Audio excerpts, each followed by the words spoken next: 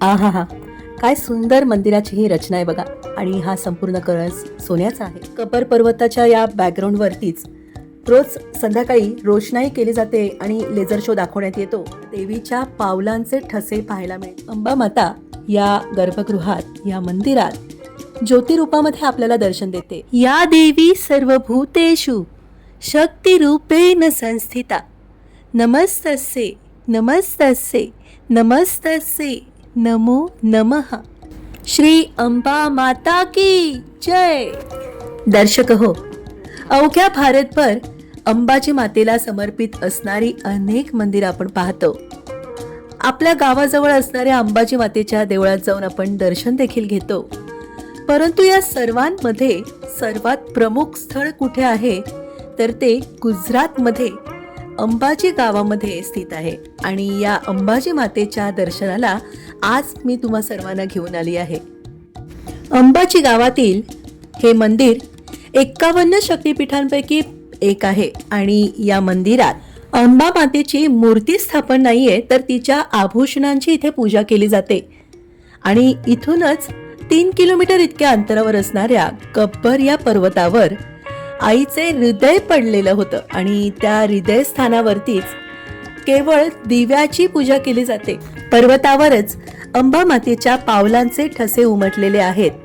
आणि सोबतच या पर्वत रांगेतून आपण पायऱ्या चढत असताना काही अंतरांवरती 51 शक्तिपीठांपैकी सर्वच मंदिरांची प्रतिरूपे या काही अंतरांवरती स्थापन केलेली आहेत. त्यामुळे सर्वांचं एकत्रित दर्शन आपल्याला या गब्बर पर्वतावरच मिळतं.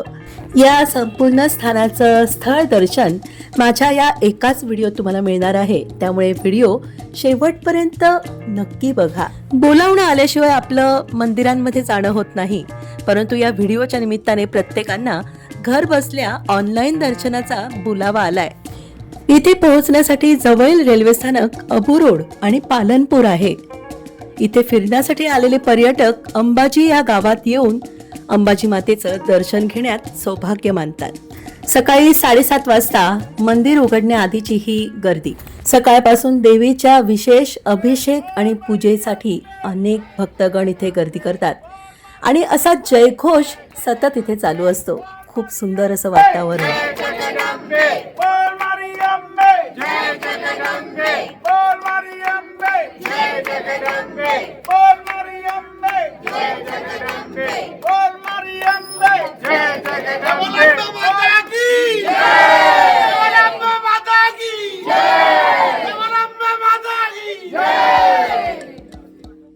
आहा हा, काय सुंदर मंदिराची ही रचना आहे बघा. आणि हा संपूर्ण कळस सोन्याचा आहे.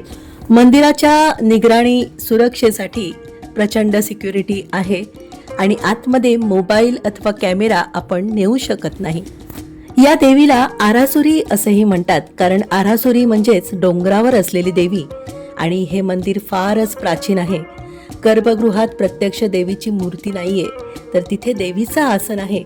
आणि त्यावर देवीचे दागदागिने आणि वस्त्रे अशा पद्धतीने ठेवली आहे की ते पाहून आपल्याला असं वाटतं की तिथे प्रत्यक्ष देवी बसलेली आहे. या मंदिरात दररोज वेगवेगळ्या वाहनांवर देवी बसून येत असते अशी श्रद्धा आहे. या मंदिरात श्रीयंत्राची मूर्तीरूपात पूजा केली जाते.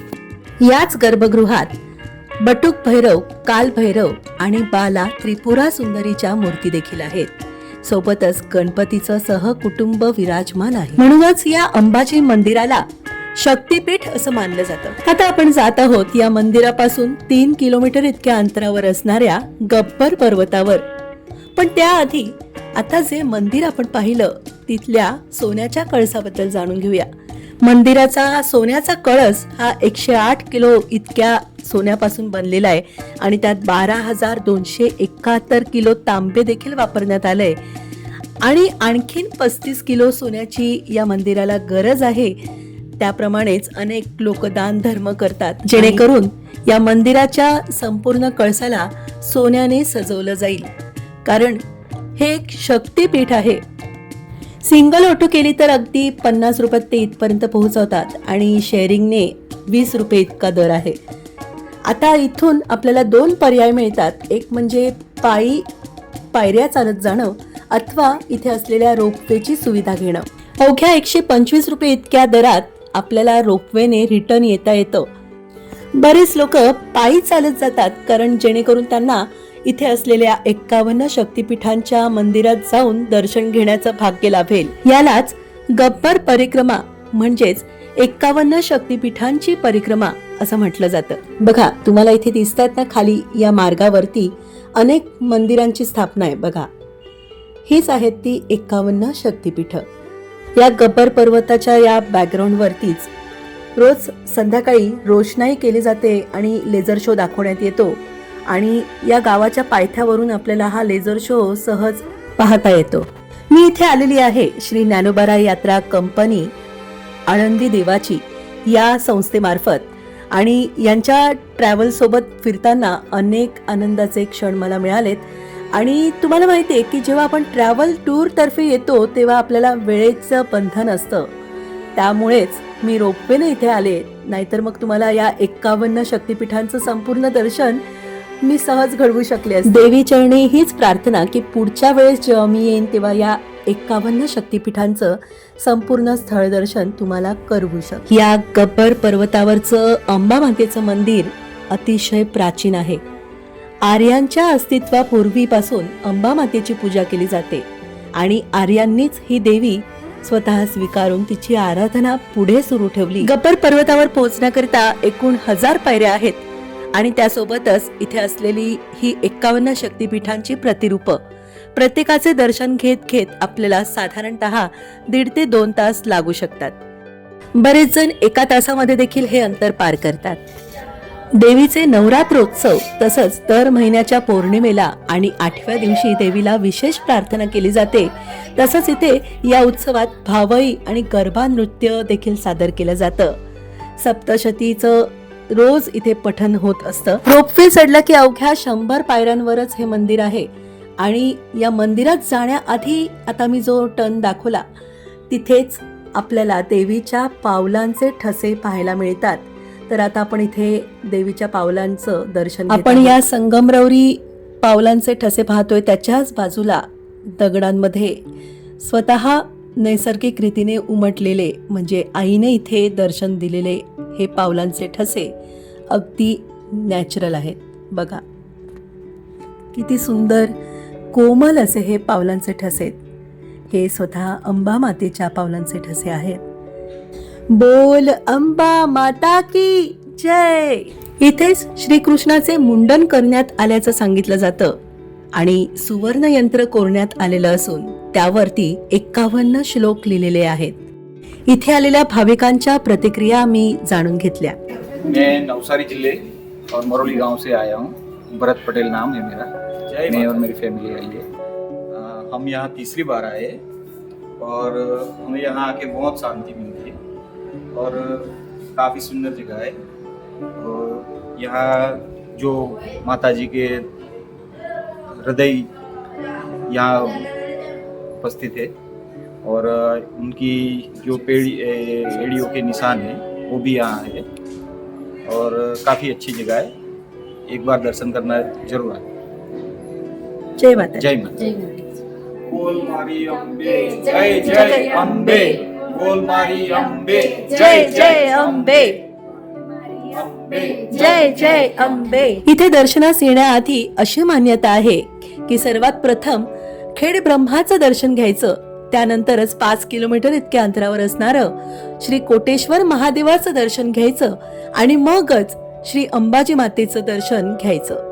आणि असा दर्शनक्रम इथे येणारे भाविक सज्जन मनोभावे पाळतात. काय सुंदर दर्शन आहे बघा. श्री अंबा माता या गर्भगृहात या मंदिरात ज्योतिरूपामध्ये आपल्याला दर्शन देते. अगदी सुंदरचं दर्शन तुम्हाला सखी सुनैना चॅनल वरून मिळत आहे. किती सुंदर आहे बघा. ही ज्योत आई तेज रूपात इथे आहे आणि इथे येऊन खूपच सकारात्मक ऊर्जेचा स्रोत जाणवत राहतो. आणि हा शब्दात न सांगता येणाराच अनुभव होता माझ्यासाठी. तर प्रत्येकाने या स्थानावर येऊन प्रत्यक्ष अंबाजी मातेचं दर्शन घ्या. इथे आईचं हृदय पडलेलं होतं. आणि या हृदय स्थानावरती आपण जेव्हा आलेलो आहोत त्यावेळेस आपलं हृदयाचं कनेक्शन थेट आईच्या हृदयाशी होतं. त्यामुळे आपल्या मनातलं, आपल्या हृदयातलं सर्व काही आई स्वतः जाणून घेते आणि आपल्या मनोकामना तिच्यापर्यंत न बोलताच सहज पोहोचतात. गुजरातमधील या अंबाजी गावात म्हणजेच बनासकांठा असं देखील याला ओळखलं जातं. इथल्या मंदिराबद्दल एक पौराणिक श्रद्धा आहे. त्यानुसार दक्ष राजाने जेव्हा भगवान शंकराचा अपमान केला, या दुःखाने व्यथित झालेल्या देवी सतीने तिथेच तयार करण्यात आलेल्या यज्ञात उडी मारून आपलं जीवन संपवलं.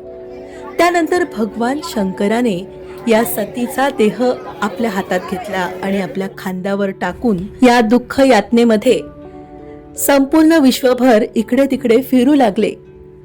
भगवान विष्णूंनी आपल्या चेतन चक्राद्वारे या सतीच्या शरीराचे तुकडे केले आणि सतीच्या शरीराचे तुकडे ज्या ज्या ठिकाणी पडले त्या ठिकाणांना 51 शक्तिपीठ म्हणून ओळखलं जातं. या गब्बर पर्वतावरती सती देवीचे हृदय पडलेलं आहे. त्यामुळेच 51 शक्तिपीठांमध्ये या स्थानाला समाविष्ट करण्यात आले. जय माता दी, बोल मात की जय. अंबाजी मंदिराचा समावेश हा गुजरातमधील बड्या मंदिरात होतो आणि त्यामुळेच की काय सर्वात श्रीमंत मंदिरांपैकी हे एक मंदिर. गुजरात राजस्थानच्या महामार्गानजीकच हे मंदिर असून अरवली पर्वतरांगांच्या घनदाट जंगलांनी वेढलेल्या या परिसरात गब्बर टेकडी, कैलास टेकडी, कुंभारिया आणि अनेक लेणी इथे पाहण्यासाठी खूप सुंदर असे पर्याय आहेत. जवळच असलेला माउंट अब्बूचा थंड परिसर आणि बरंच काही या निसर्गरम्य ठिकाणात श्रद्धा आणि पर्यटनाचा एक अनोखा संगम आपल्याला पाहायला मिळतो. आणि सोबतच 51 शक्तिपीठांच्या स्थळांचं दर्शन आपल्याला या प्रतिरूपांद्वारे इथेच घेता येतं. त्यामुळे या संपूर्ण अंबाजी गावाला अनन्यसाधारण महत्त्व आहे. काही माहितीद्वारा असं सांगितलंय की अंबाजी मंदिराचं बांधकाम हे 4थ्या शतकात वल्लभीचे शासक सूर्यवंशी सम्राट अरुण सेन यांनी केलेलं आहे. तर मग तुम्ही कधी येतायत इथे अंबाजी मातेचं दर्शन घेण्यासाठी खूपच सुंदर असं हे स्थान आहे. शेअरिंग ऑटोमध्ये कधी कधी जागा नाही मिळाली आणि आपल्याला वेळ नसेल तर असं ऍडजस्ट करून यावंच लागतं. या मंदिराचा स्टाफ अगदी हेल्पफुल आहे.